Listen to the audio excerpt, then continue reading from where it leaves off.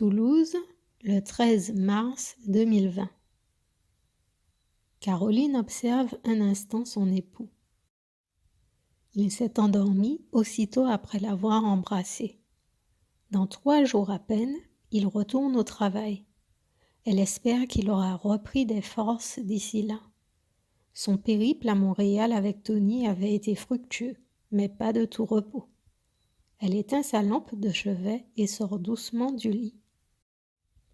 Elle laisse la porte entrebâillée après son passage pour éviter de faire trop de bruit.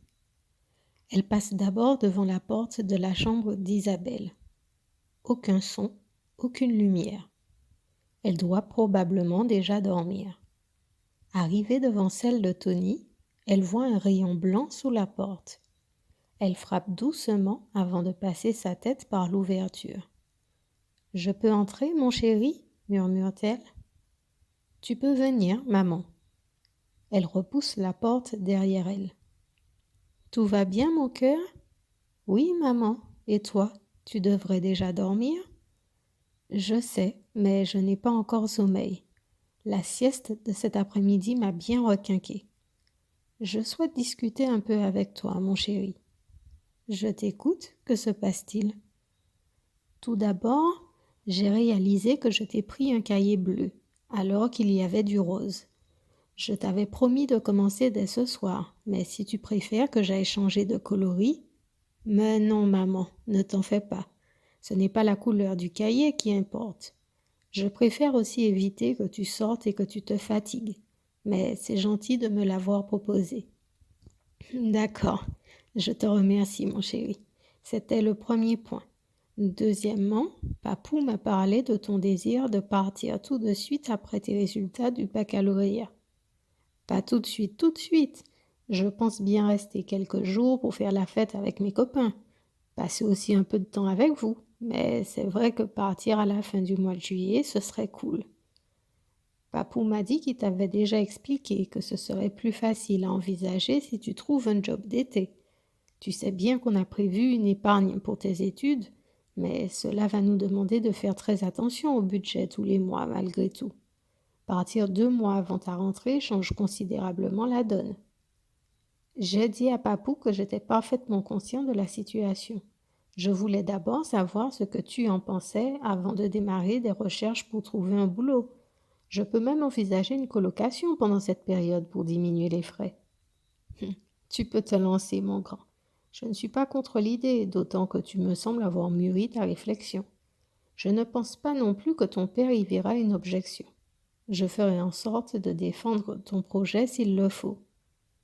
Pour être honnête, ça me fera bizarre de te voir partir si tôt. Mais comme tu l'as dit, l'oiseau doit quitter le nid à un moment donné. Alors je saurai m'y faire. Je te remercie de ta compréhension, maman. C'est génial de votre part à Papou et toi de m'encourager. Caroline sourit à son fils.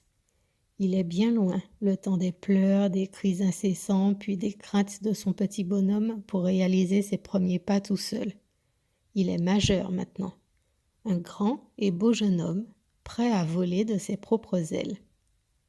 Je te laisse dormir, mon chéri. Je vais commencer ton cahier dans le salon pour ne pas déranger Papou. Passe une bonne nuit. Dors bien, maman. Sincèrement, ne te tracasse pas. Tu peux très bien débuter ça après, il n'y a pas d'urgence. Je préfère encore que tu ailles au lit, toi aussi. D'accord, mon chéri. Je ne vais pas m'attarder trop longtemps dessus, je te le promets.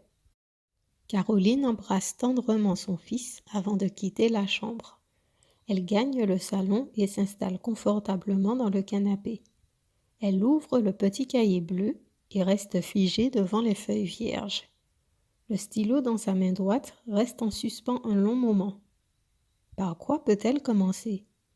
Mercredi, Isabelle lui avait posé une question bien précise. Mais là, elle a promis de leur rédiger un mémoire à chacun. Mais par quoi commencer ? Par sa rencontre avec Yves ? Ou alors doit-elle commencer par ses propres souvenirs ? Raconter son expérience avec son premier petit copain avait visiblement servi à sa fille. Il faudrait peut-être qu'elle parle un peu d'elle avant de passer au vif du sujet. Elle pousse un soupir. Elle s'est lancée dans un projet, mais sans vraiment avoir de plan.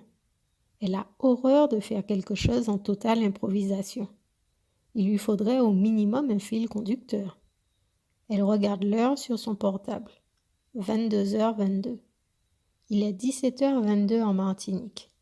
L'heure de la sieste est censée être terminée. Elle lance le numéro abrégé en appuyant sur la touche 9 de son portable. La voix de sa meilleure amie l'accueille dès la première sonnerie.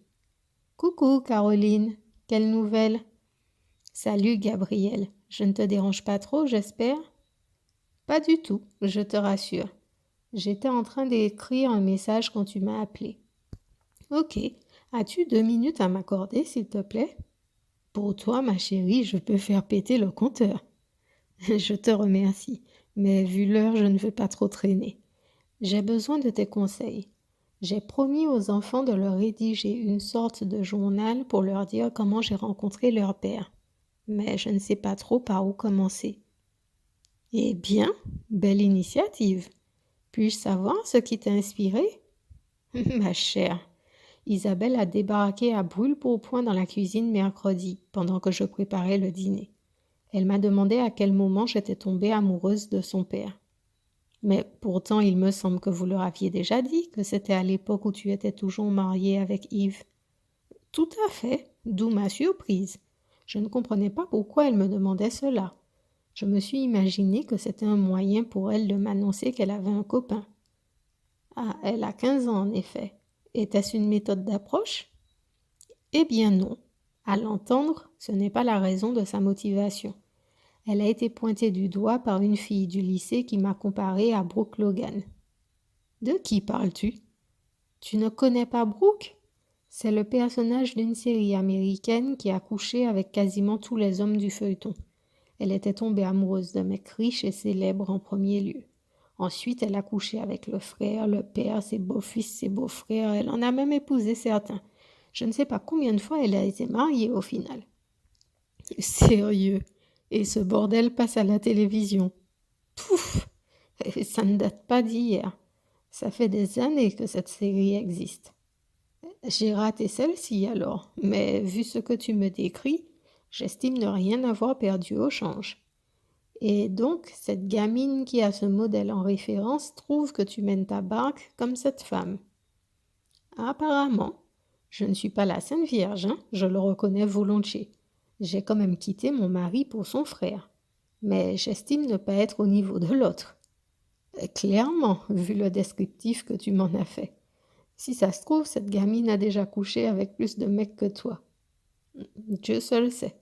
Isabelle était surprise quand je lui ai appris que je n'ai couché qu'avec 5 hommes à ce jour. Ah, tu lui as fait la liste de tes amants, carrément. J'ai profité de sa question pour avoir une discussion franche avec elle. Elle n'est plus une enfant. J'ai pris mon temps pour lui transmettre certaines des leçons que j'ai apprises de la vie. C'est bien, je suis fière de toi. Elle a fait la démarche que j'ai entreprise avec maman il y a bientôt 2 ans. Discuter avec mes parents m'a permis de comprendre pas mal de situations que j'avais vécues ou de choix que j'avais faits. Je trouve que c'est une bonne idée de leur faire le récit de tes relations avec leur père. Connaître leur histoire leur permettra peut-être de faire des choix conscients et ne pas subir le destin.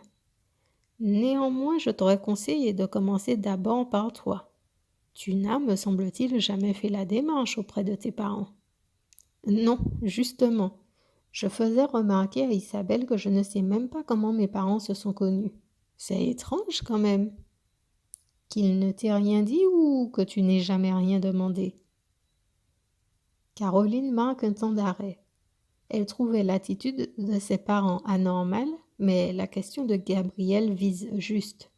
Elle n'a jamais été curieuse au sujet de ses parents non plus, pas même de sa grand-mère maternelle qu'elle avait pourtant connue avant sa mort. Je te l'accorde, je ne saurais trop dire qui de l'œuf ou la poule. Mieux vaut tard que jamais. Tu as la chance que tes 2 parents soient toujours vivants. Puisqu'on en parle, comment vont-ils?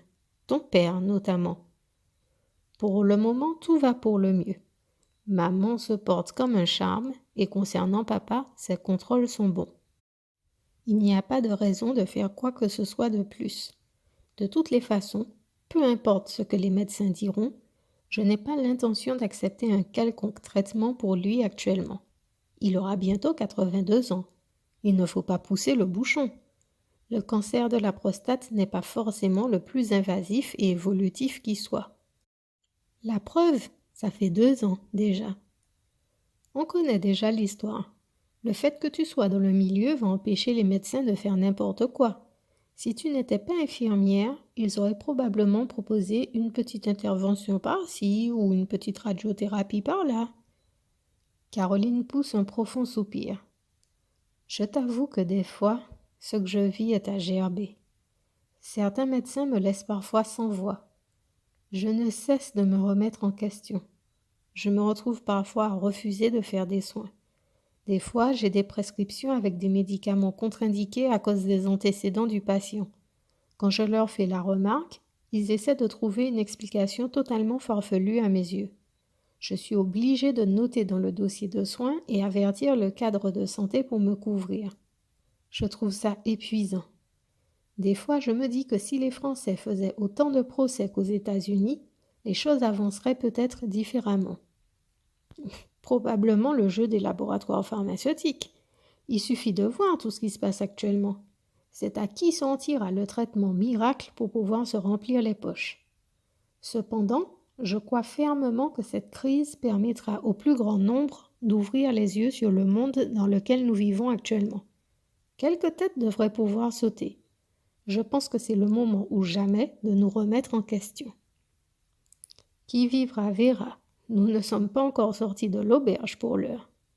Ma chérie, je commence à tomber de sommeil. Je te remercie de m'avoir conseillé, mais il est temps que j'aille me coucher. Je te souhaite une bonne soirée et je t'appellerai une prochaine fois si besoin. Je t'en prie, ma belle. Je me ferai un plaisir de t'aider si je peux. Pierre et les enfants vont bien autrement? Oui, ils sont tous en pleine forme. Tu les salues de ma part. Je n'y manquerai pas. Bisous, ma Gabrielle. Bonne nuit, Caroline. Fais de beaux rêves. Je t'embrasse. Toulouse, le 14 mars 2020. Caroline ouvre doucement les yeux. La place de son mari est vide. Elle se tourne vers sa table de chevet et saisit son portable. 10h10. Seigneur, elle a dormi d'un sommeil de plomb tant de temps? Pierre et les enfants avaient eu raison d'insister pour qu'elle demande un arrêt maladie à son médecin hier. La fatigue n'est pas une maladie en soi, c'est évident, mais elle n'a jamais dormi aussi longtemps d'une seule traite. Certes, elle ne s'est pas endormie de suite quand elle s'était mise au lit. Elle avait beaucoup réfléchi à savoir comment aborder ses parents pour son enquête. Cela lui semble étrange de se réveiller un beau jour, après de 47 ans, et de leur poser tant de questions. Elle appréhende leur réaction. Mais tout de même, la dernière fois qu'elle avait regardé l'heure, il n'était pas minuit. Plus de 10 heures d'affilée. Elle touche son front. Il n'a pas l'air d'être chaud. Elle se demande malgré tout si elle ne couvre pas quelque chose. Tout cela ne lui ressemble pas.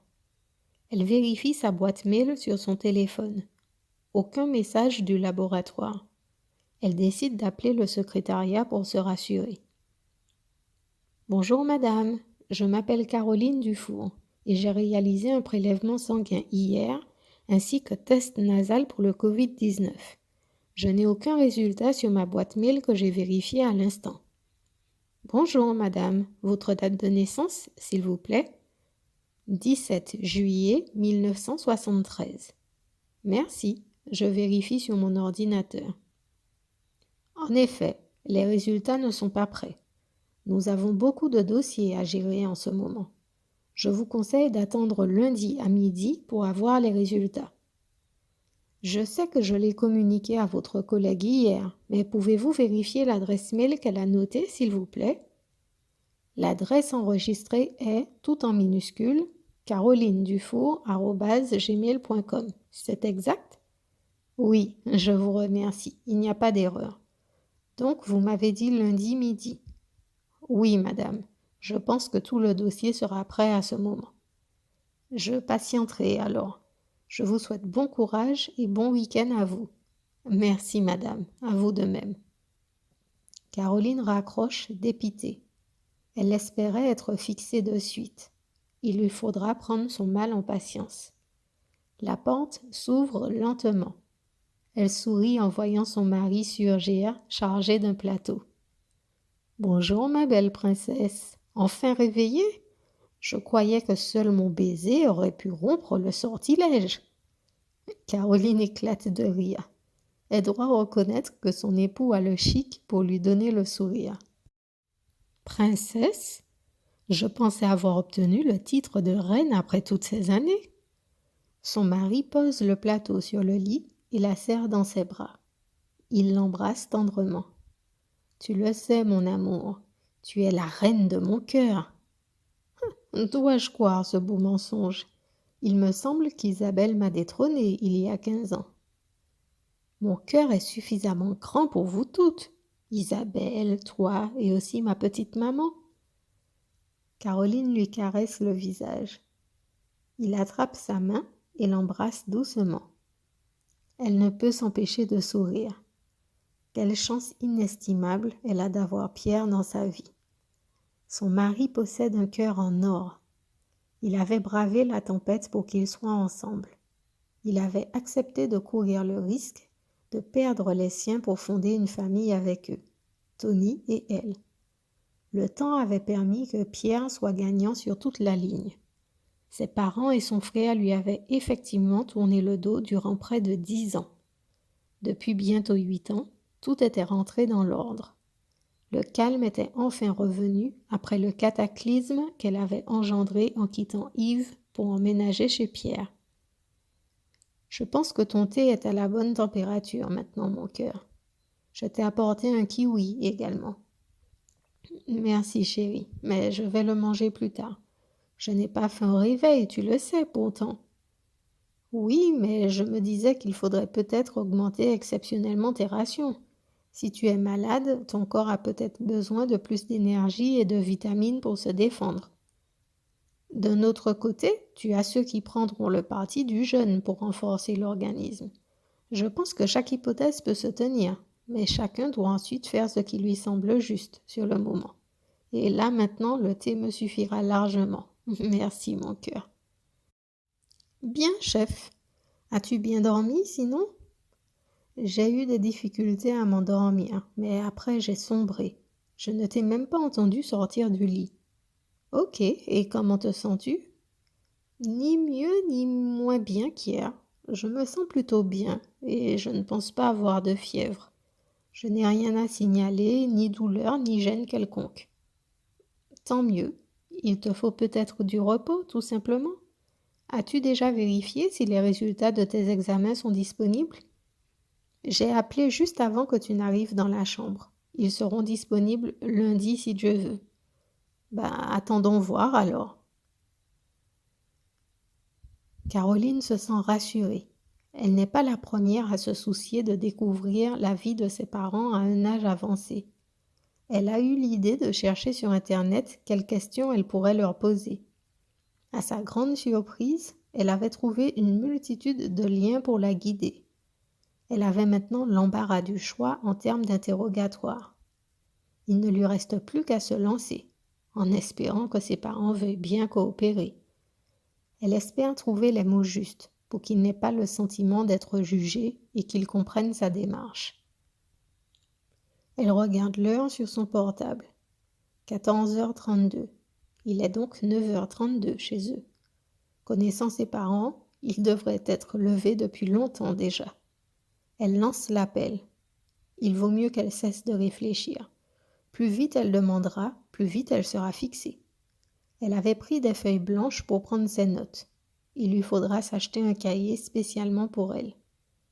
La voix de son père retentit à la 4e sonnerie alors qu'elle s'apprêtait à raccrocher. « Bonjour Caroline, comment vas-tu? »« Bonjour papa, je vais bien et toi ?»« Bof, rien de nouveau sous le soleil. À mon âge, il ne me reste plus grand-chose à attendre de la vie. Mon avenir est derrière moi. » Je ne cesse de te dire que je n'aime pas t'entendre parler ainsi. Tu seras bien obligé de cesser un jour. Tiens, je crois que mon raisonnement est parfaitement sensé. Je laisse la place pour la jeunesse comme toi et mes petits-enfants. Comment vont-ils? J'imagine qu'ils sont contents de ne pas avoir à aller à l'école. Pas plus que ça. Tony est plutôt inquiet que cela ait des répercussions sur les épreuves du bac. Par contre, Isabelle est ravie. Sinon, ils sont en bonne santé et tout va pour le mieux. Grâce à Dieu. Et Pierre? Pierre aussi se porte bien. Papa, je voudrais vous poser à maman et toi quelques questions. Des questions? À quel sujet? Sur plein de choses, sur votre enfance, votre travail, sur vos parents aussi, vos grands-parents si vous les avez connus. Tu as décidé de rentrer dans la police? Pourquoi cherches-tu à savoir toutes ces choses? En fait, Isabelle m'a posé des questions sur le commencement de mon histoire avec Pierre. J'ai accepté de lui raconter et en parlant avec elle, je me suis aperçue que je ne savais rien de votre histoire à maman et toi. Comment vous êtes-vous rencontrés ou je n'en ai aucune idée. Je me suis dit que ce serait une bonne chose de pouvoir discuter avec vous de tout ça. Ça me permettrait peut-être de mieux comprendre certains de mes choix. On ne peut rien changer au passé. Ce qui est fait n'est plus à faire. Tu as fait ta propre route, tu as pris tes propres décisions. D'ailleurs, tu as parfois fait des choses alors que tu savais très bien que nous n'aurions pas été d'accord. Je le sais très bien, papa, mais je ne regrette rien. Je l'ai clairement dit à Isabelle. Je ne peux pas réécrire l'histoire. Si je pouvais, je n'aurais pas trompé Yves et je me serais séparée de lui avant de choisir Pierre. Mais en aucune façon, je ne serais restée mariée avec Yves. Je n'étais plus heureuse avec lui. C'est facile à dire. Les jeunes de maintenant se séparent pour un oui ou pour un non. Tu penses que cela a toujours été rose avec ta mère, peut-être? Je peux te dire que non. Mais les gens de ma génération ne se quittaient pas comme ça. Un couple demande des sacrifices, des concessions. Sans vouloir t'interrompre, papa, il y a sacrifice et sacrifice. J'avais 29 ans à l'époque. Et toi, tu aurais souhaité que je reste avec un homme dont je ne supportais même plus les mains sur ma peau? C'est ce genre de vie que tu aurais voulu pour moi? Que je sois malheureuse? Bon, je l'ai dit, ce qui est fait est fait. Mais je ne vois pas en quoi te raconter ma vie peut t'aider en quoi que ce soit. Tu ne vois pas, mais puisque je te le demande, quel mal y a-t-il à répondre à mes questions? La curiosité est un vilain défaut. Mais tu es mon père quand même. Je ne te demande rien qui soit secret d'État, il me semble. À moins que tu aies des choses à cacher. Caroline, je pense avoir le droit de refuser, non? Sur ce, je te passe ta mère. Je t'embrasse. Caroline reste sans voix au bout du fil. Elle vient de se faire jeter par son père en n'ayant pas posé une seule des questions qu'elle avait prévues. Ça commençait bien. Bonjour ma chérie, qu'as-tu dit à ton père? Il m'a l'air contrarié. Bonjour maman, comment vas-tu? Ça va, pas plus mal que d'habitude. Tu n'as pas répondu à ma question. Honnêtement, je n'ai rien eu le temps de lui demander. Je lui ai juste dit que je désire vous poser quelques questions à tous les deux, histoire d'en savoir un peu plus sur vous, votre vie de couple, mais aussi avant votre rencontre. Victoire marque une pause avant de répondre à sa fille. Elle comprend mieux la réaction de son mari. Ma chérie, je ne sais pas trop pourquoi tu veux te lancer dans ces recherches. Je ne vois vraiment pas l'intérêt. Je ne comprends vraiment rien à votre attitude. Votre fille unique réalise enfin qu'elle ne sait rien de vous, donc de son histoire, mais aucun de vous ne semble comprendre en quoi ça peut l'intéresser. Et pourquoi maintenant? Et pourquoi pas? Je crois que ton père m'appelle. On en rediscutera après si tu le veux bien. Je t'embrasse, ma chérie. Caroline reste stupéfaite. Sa mère avait raccroché avant même qu'elle lui ait dit au revoir. Incroyable. Elle avait le pressentiment que cela n'aurait pas été facile, mais elle ne s'attendait pas à un refus en bloc, comme elle venait de le vivre à l'instant. Mais non, ma chérie, ne te mets pas Martel en tête. Tu m'as dit que tu avais toi-même été surprise quand Isabelle t'avait posé la question. Il faut leur donner un peu de temps, c'est tout. Ce n'est pas toi qui leur as parlé. Je t'assure que j'ai l'impression qu'ils n'ont pas envie de parler parce qu'ils ont quelque chose à cacher. Je t'ai déjà dit de ne pas tirer de conclusions hâtives. Si après 2 ou 3 tentatives, ils campent sur leur position, je pense que tu pourras légitimement te poser des questions. Mais là, j'estime qu'il est trop tôt pour imaginer un scénario compliqué. Imagine, j'ai peut-être été adoptée. Caroline, arrête, je t'en prie. J'ai dit à Isabelle qu'elle pourrait écrire notre histoire d'amour ou en faire un film. Mais je réalise que je me suis trompée. Tu as une imagination débordante, ma parole. Donne-leur le temps de se faire à l'idée que tu veuilles en savoir un peu plus sur eux. Tu verras. D'ici demain, je pense que c'est Victoire qui va t'appeler pour assouvir ta curiosité.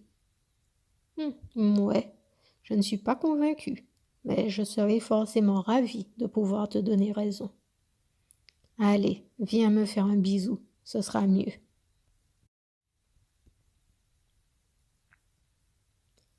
Pierre éteint la télévision sitôt l'intervention du Premier ministre terminée. Personne ne dit mot. Tous semblent sous le choc. Je sens venir lentement mais sûrement le confinement, finit par dire Isabelle. Je ne pensais pas que ce serait possible, mais chaque jour qui passe me fait craindre le pire. Il y a une chose que je ne comprends pas. Pourquoi toutes ces décisions alors qu'ils maintiennent les élections municipales demain? C'est insensé. J'avoue que j'ai du mal à comprendre également. Je suppose que si le conseil scientifique le dit, c'est que nous sommes censés les croire. De toutes les façons, nous avions déjà décidé de ne pas aller voter dans ces circonstances.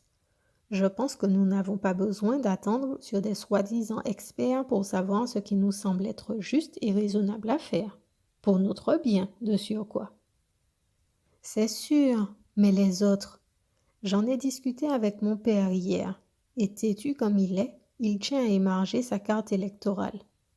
Maman avait l'air de comprendre mon discours, mais telle que je la connais, elle ne saura pas tenir tête à mon père. Tu ferais bien de les rappeler pour voir s'ils changent d'avis. Je vais appeler mes parents maintenant pour savoir ce qu'ils ont décidé de faire. Ils sont en bonne santé pour leur âge, mais j'aurais préféré qu'ils ne courent pas de risques inutiles. Il est 14h50 chez eux. Je pense qu'ils font la sieste. Je vais attendre encore un peu avant de les appeler. Ah oui, je n'avais pas fait attention au décalage horaire. Moi, j'y vais de ce pas, parce que les miens ne devraient pas tarder à se mettre au lit. Tu n'arrives toujours pas à les joindre? Non, personne ne répond. J'ai essayé le portable de maman à 2 reprises et le téléphone fixe au moins 4 fois. Je commence à m'inquiéter sérieusement. Mais non, ma chérie, calme-toi. Que voudrais-tu qu'il se soit passé entre cet après-midi et maintenant? Plein de choses peuvent se passer. Un accident est vite arrivé. Soyons logiques un instant, s'il te plaît. Tu es leur unique enfant et tu es leur personne de confiance. En admettant qu'il y ait eu quelque chose de grave pour tous les deux, je pense que l'hôpital ou autre t'aurait déjà averti. Quand il y a une urgence vitale, tu commences d'abord par soigner la personne avant de chercher à contacter la famille. Caroline pousse un soupir. Elle sent le stress monter. Comme par hasard, ils ont raccroché ce matin en n'étant pas vraiment en bons termes. Elle espère sincèrement qu'il ne leur est rien arrivé de grave. Elle se demande si elle ne devrait pas appeler les voisins pour leur dire de vérifier s'ils sont chez eux. Son portable sonne au même instant. « Bonsoir ma chérie, que se passe-t-il ?»« Ah, bonsoir maman. Je commençais à m'inquiéter. J'ai appelé à plusieurs reprises déjà. »« Oui, je viens de m'en apercevoir. Je viens de garer la voiture sur le parking de l'église. C'est parce que ton père m'a dit de vérifier que j'avais bien coupé la sonnerie de mon portable que j'ai vu ton appel. En fait, j'avais oublié de la remettre après ma sieste. »« Ok, je comprends mieux. Mais nous sommes samedi.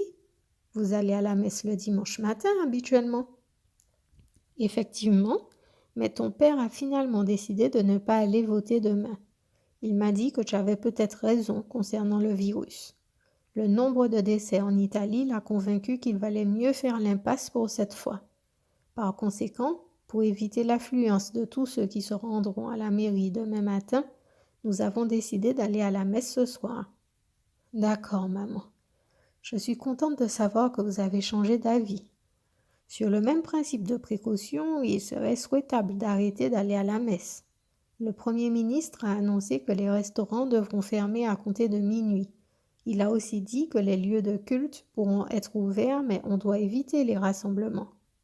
À quelle heure il a dit ça? Nous ne sommes pas informés.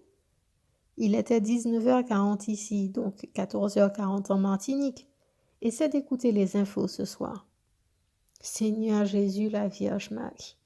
Je te laisse, ma chérie. Ton père s'impatiente. Je te souhaite une bonne nuit. Bonne nuit, maman. Soyez prudent en rentrant. Tu m'embrasses, papa, également. Je t'embrasse, ma chérie. Caroline raccroche, soulagée. Tu vois que tu t'inquiétais pour rien. Allons dormir maintenant. Caroline éteint sa lampe de chevet et se blottit entre les bras de son mari.